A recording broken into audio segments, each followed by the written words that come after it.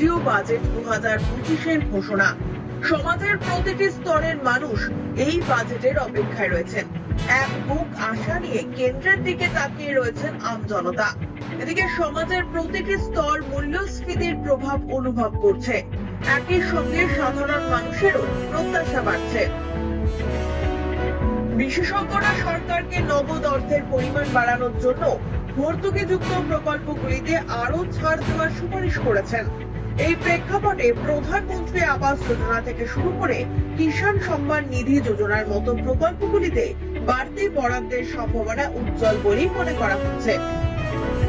সরকার real estate খাতকে উৎসাহিত করতে এবং সাধারণ মানুষের জন্য সাশ্রয়ী মূল্যে বাসস্থান নিশ্চিত করতে প্রধানমন্ত্রী আবাস যোজনার জন্য ভর্তুকি বাড়ানোর পরিকল্পনা করতে পারে। এর ফলে ব্যাংক থেকে ঋণ নেওয়ার প্রক্রিয়া সহজ করা হতে পারে। শহুরে আবাসনের জন্য বাড়তি বরাদ্দের ঘোষণা অর্থমন্ত্রী নির্মলা সীতারামনের কাছ থেকে আশা করা হচ্ছে।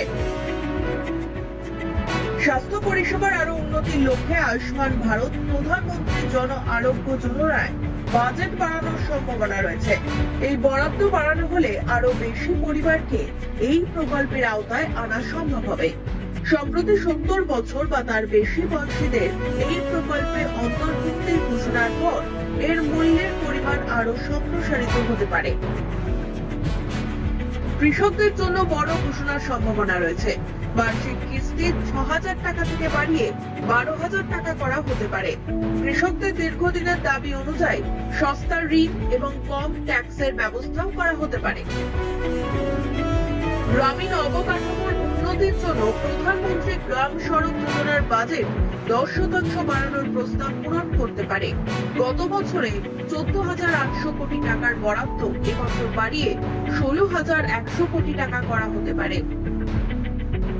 ক্ষুদ্র ও মাঝারি শিল্পকে উৎসাহিত করতে আরো ক্রেডিট গ্যারান্টি এবং কম সুদের ঋণ ঘোষণা হতে পারে।